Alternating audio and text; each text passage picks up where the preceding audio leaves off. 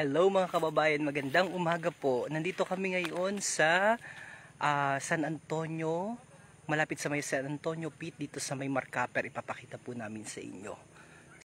So, kailangan namin maglakad. Ito yung daan. Andun na yung team. Ito na yung team na dito. Ayan o, ang ganda. Asan na sila? Asan na kayo?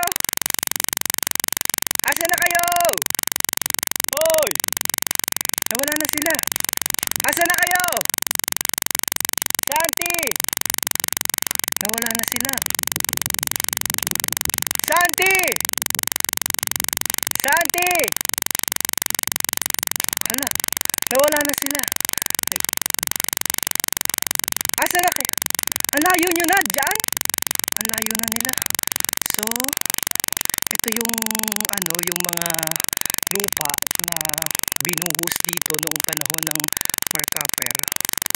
Andun, alayo na sila, nandun na sila sa tuktok.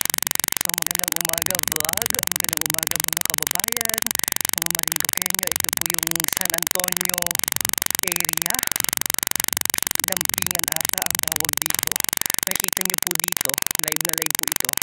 Ito yung mga tinabon na mga lupa nung binuksan o noong binutas.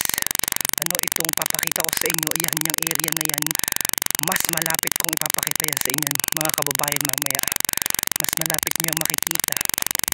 So ito, ayan yung area na yan, diba? First time nyo po yung makikita live dito sa Marinduque News Network mga kababayan. Ito si Kagawad nandyan sa likod ko.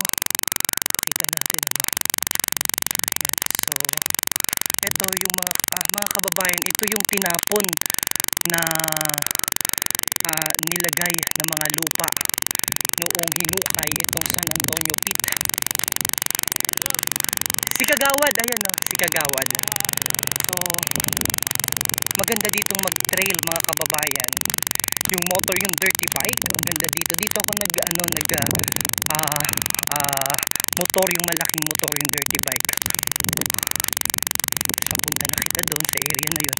Medyo malayo lamang, pero basically ito po yan.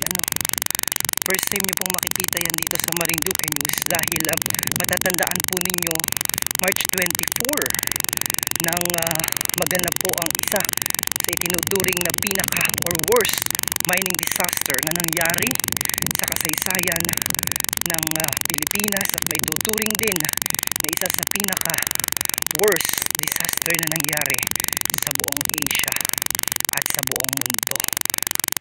Okay? Ito ating signal mga kababayan, medyo magulo lamang at naglalakad po ako. So nandiyan yung team. Yan, kumusta po kayo? Good morning mga kalalawigan, mga kabarangay, mga kapamilya. Kayo po ay pagmalabas ng bahay ay kayo po ay magdadala ng tubig dahil napakainit po ng panahon ngayon. At the same time ay summer season na po.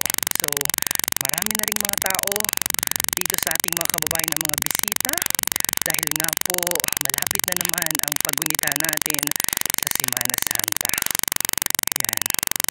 Oops. Balik natin, pakita natin yung nadaanan natin. Medyo mahirap palang pindutin ito.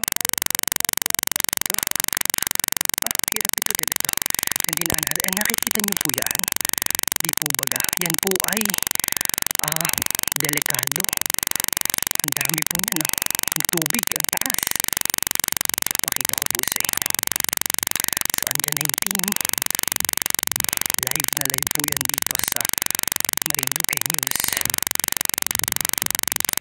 Ayan o, grabe po yan. Pag yan po ay pag nagkaroon mo ng problema, delikado po ito. Ito po ay man-made. Tama. Di ba ka Kagawad? Man-made. Man-made. Ito. Man-made. Ha? Mining, di ba? Heavy equipment, di ba ga? So, ito po medyo nakakatakot.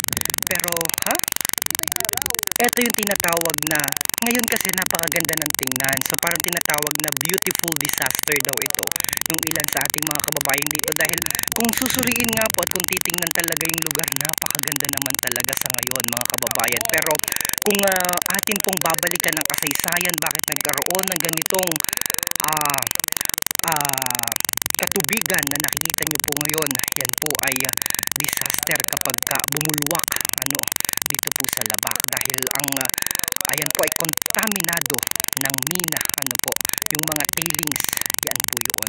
Ito po ang tinatawag natin na San Antonio Pit, tama ito po ang tinatawag na San Antonio Pit.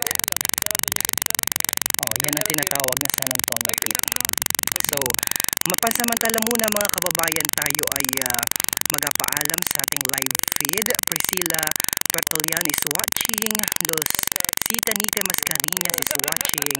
Magandang araw po sa inyo. Nandito sila. So yan po.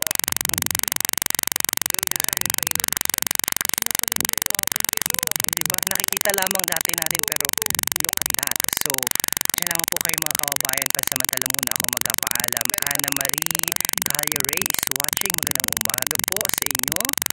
So kasama natin yung buong pwersa ng ating team, si Jason Hermosa, Jayran Santino.